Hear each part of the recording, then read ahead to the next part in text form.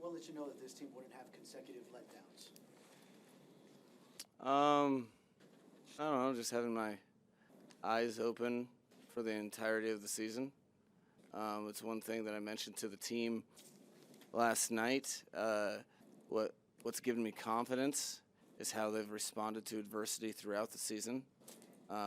We've had 4 losses, and it was just a point of emphasis from the year previous where our losses came in streaks.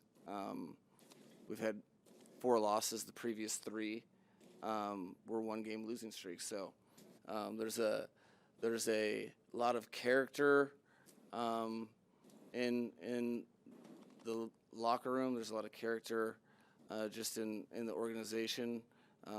They've been really going after it. The players, coaches, and support staff. Every day treating it like it's the most important day. So football is not a game of avoiding adversity, or it's not a game of you go through a season and you don't have things happen to you.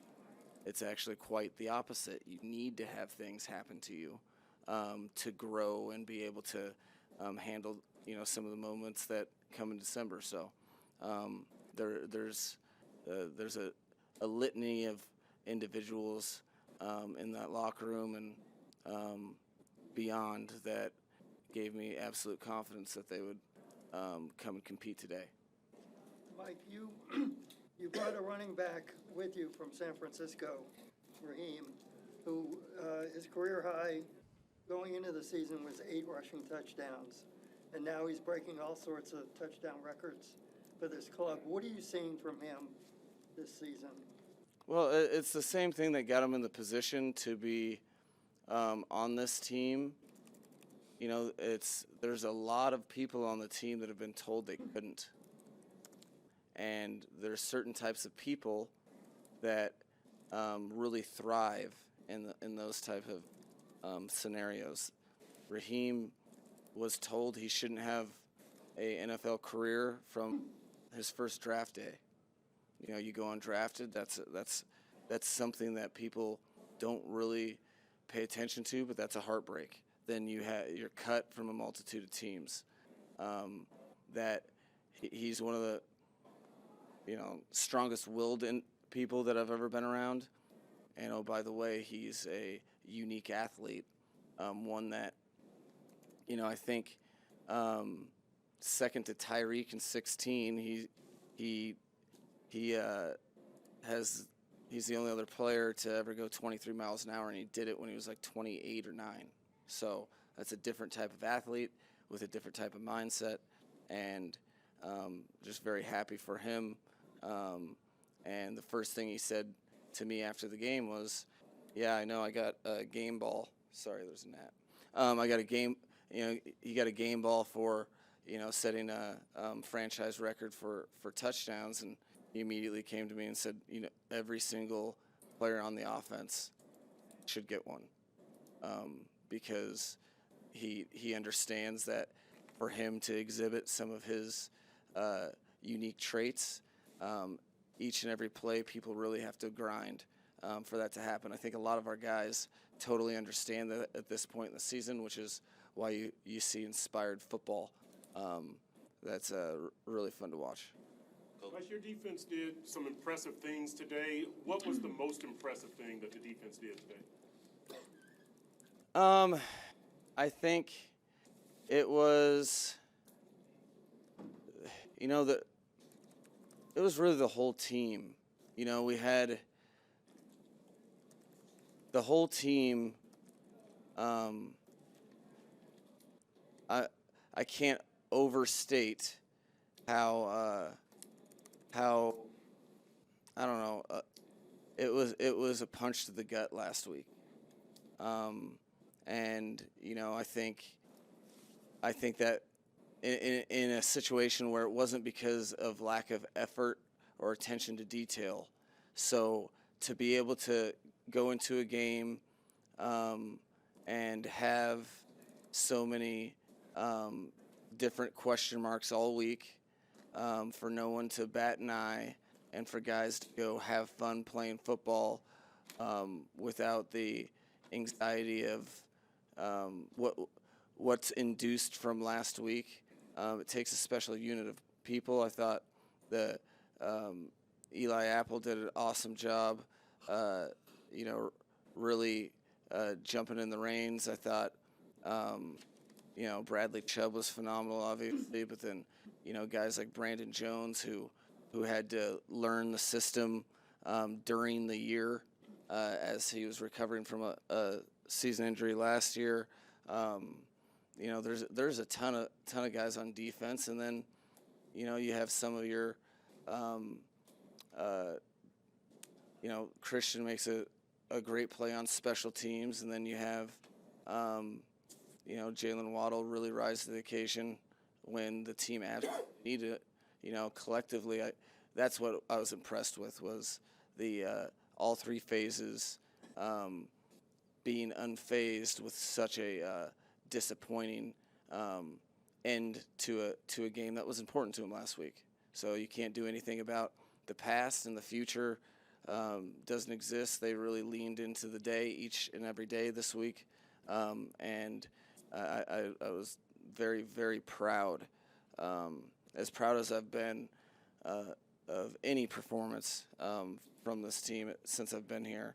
I was extremely proud with the resolve, and just I was happy that everything that I've seen behind the scenes kind of came to fruition, because it doesn't surprise me. Mike, you mentioned. He had a career high 3 sacks today, and he has been hard on himself when he came here last season, and part of this season starting off. And you said he started to exercise those pressure demons. Is he doing that right now? Absolutely. He's so often you are trying to take yourself to another level, and you're inspired to take your game to another level, and you kind of have to realize that it's the work that you do day in, day out, and nothing has to change on game day. You have to be yourself. Yourself is absolutely good enough. You don't have to try and go above and beyond. You just have to be diligent and play with your teammates. So he's he's one of my favorite players on the team, simply because of how important it is for him to do right by his teammates. And as you can see, him being him is plenty good enough. He was really, really hard to block today. You mentioned players that have their doubters. Obviously, Tua is on that list. People looked at him going into the season. Even this week, people were wondering, can he do it without Tyreek? 21 of 24, 224 yards and a touchdown. How do you think he did today? No, I think him. Yeah, it's not like we talk about that, but noise is loud. You embrace adversity for the opportunity that it is. But it did, far from surprise me. I could tell all week.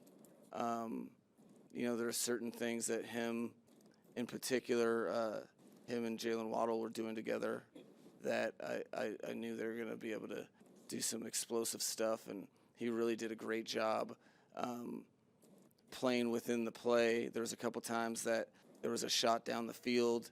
I think on the 2 sacks, if he would have had a tick longer, he probably would have thrown the ball. But he would have been pressing to do it. And, so I was really fired up about his sacks, to be honest. And, I think what we're watching as a team is a bunch of young players really coming into their own. And he's one of the primary ones too, is because he's learning from everything. It doesn't mean everything goes well. Again, I think that's fake. And that would make me nervous if at this point in the season we hadn't gone through adversity, just because I know what is coming. So I think that it was a great example of him worried about the right stuff, which is his responsibility each and every play, and he definitely commanded the game entirely. How close was Tyreek? You know, that pretty close. You know, that wasn't the easiest decision. But when you look at what's the best decision for the team, and what's the best decision for him, it was a collective decision that when you're faced with, all right, do we press forward and just hope, or do we do the thing that the individual player and the team needs for the season? It became easier in the moment, just because we have the right, well-intentioned people that are, look at it as their responsibility to protect players first and foremost. And I think some decisions are hard but easy at the same time. Tua said you guys came out and threw a lot of short passes early, so you guys could see how they would defense set up without Tyreek out there. Yeah, no, you can, football is about a collective group of people kind of putting together a plan, and there are a lot more. This is the first time that Tyreek hasn't played since I've been here, so there can be extra unknowns dispersed, because you don't know where usually kind of have an idea of how people are going to be threatened and how they're going to really approach the game. So there was more unknowns than usual because of that. So there was kind of a feeling out process that was intentional in the openers to kind of get a grasp on what was going to go on. So when you see you come out there, I should know what series you came out first down, you call a 60-yard. Did you see something that's okay? We're ready for this now. Oh, it's something that when you watch it, I'm sure that play will make its rounds on the internet, because it was more about the flow of the game, what I kind of thought about protection, and that there's not many people that could cover the route that Jalen Waddle ran, because it's not many people that are capable of going vertical. He did a left-right move, and then still found an exit angle, which is a very hard thing to do. So we really like the player, the matchup, and just kind of the way those two were connecting all week was that was pretty easy to call. Coach, how important is rest at this point in the season? I know you all sat on Tyreek, but is it a possibility that he may sit next week just to have him at his best in January? No, there's no such. There's people that there's no such thing as resting to me at this stage in the season, because we're not. You don't just all of a sudden create a scenario where you have momentum. You have to be playing your best football when you're going against teams that are good football teams. That in December there's no easy games really, and I think all those guys want to be a part of these type of atmospheres, to be a part of these type of games, and to crystal ball and say no, we don't need you. I don't think that's fair to the team or fair to them. So I think resting players and just assuming, like, sometimes, there's opportunity, there's costs at trying to play your best football. You can't, the second you let your guard down and start not taking a game serious is the second you lose your edge. So I think, the guy, really, we had a ton of guys really do everything they could. I can't say enough about the work that our training staff did this week. I mean, you want to talk about overtime in a lot of ways, and then there was guys that put some inspirational efforts. Liam Eichenberg is first and foremost the first guy that I gave a game ball to this week for his performance, and how he willed his way to make sure that he was the starting center. There's a lot of guys that way, and when you have guys act that, when you have guys that approach things that way collectively, you can do some pretty cool things like they were able to do today.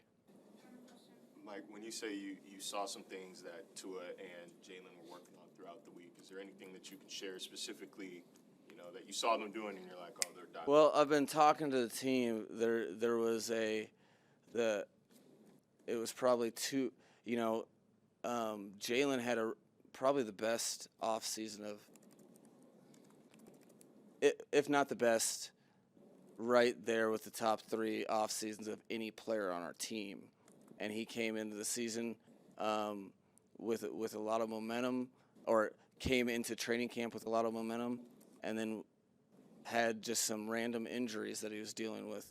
That one of the coolest parts about this season has been watching him progress through those injuries, and then for the last 3 weeks probably I thought that he was going to have a performance like this today, and I think he had his best route running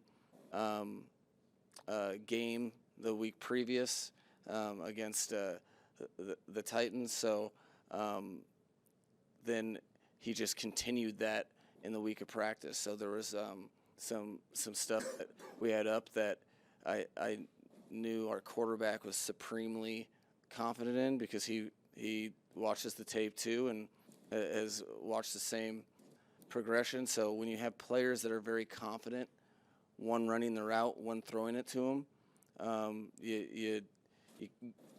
you've seen that story throughout your career, and you know that that's what leads to some special stuff on Sunday for sure.